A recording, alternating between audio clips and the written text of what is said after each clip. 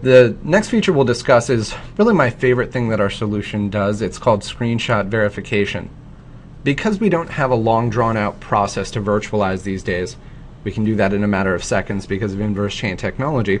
We've built in automated backup and virtualization verification. It's automated virtualization. So each morning here at 6 a.m., there's a backup that's requested for my workstation in these two servers.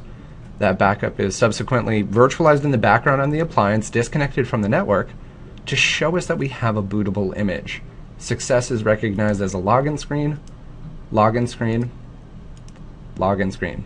And that's exactly what we're looking for.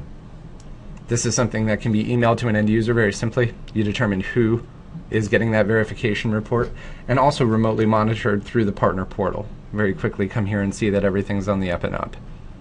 And let's talk about the importance of knowing that we have a bootable image.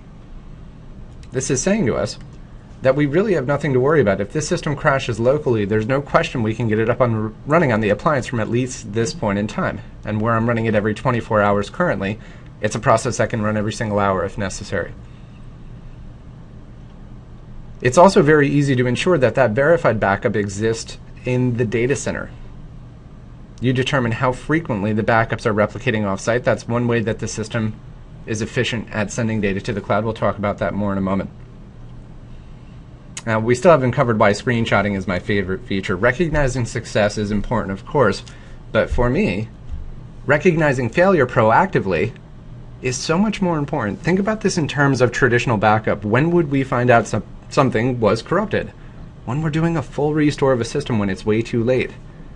With our Cirrus appliance, if anything were wrong, let's say this was a non-bootable image, it was a blue screen, a startup repair screen, or some sort of a boot error, the system will proactively recognize that inline as we're backing up.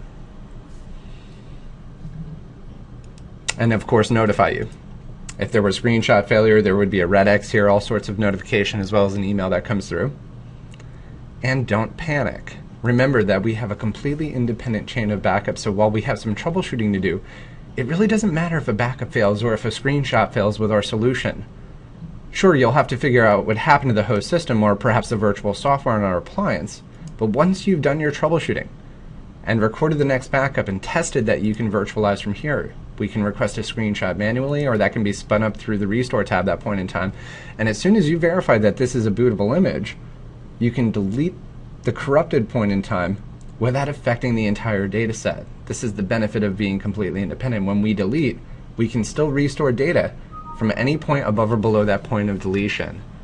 So not having to worry about a broken backup chain, of course, invaluable, especially considering how dangerous it used to be with an incremental chain.